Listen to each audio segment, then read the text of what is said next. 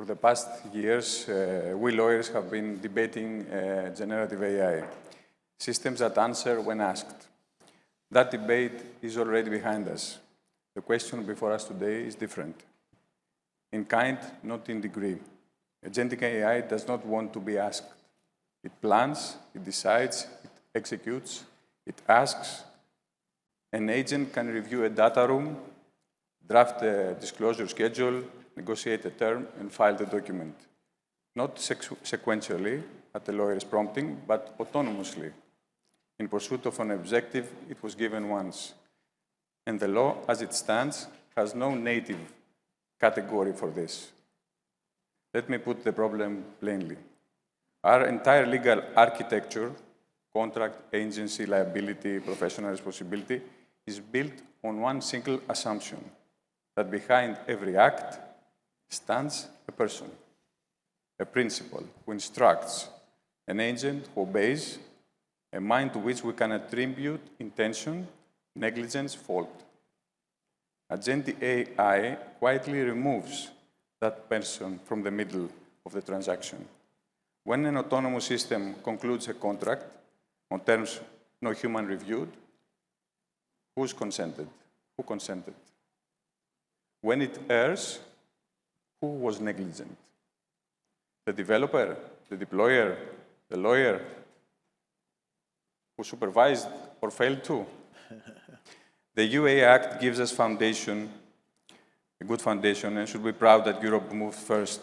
But let us be honest with ourselves. The Act was convened for AI as a product, a system to be classified, assessed, and placed on the market.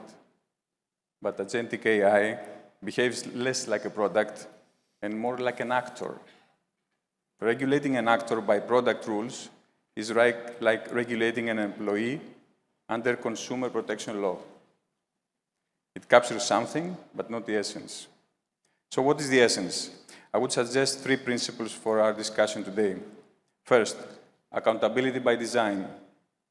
Autonomy for the machine can never mean anonymity for the human.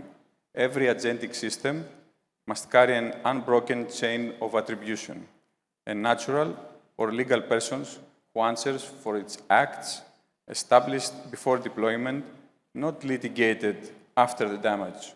Second, calibrated human oversight, not the fiction of a human in the loop who rubber stamps 1,000 decisions an hour, but meaningful control points where the stakes demand judgment and the professional courage to define where those points lie. Third, proportionality.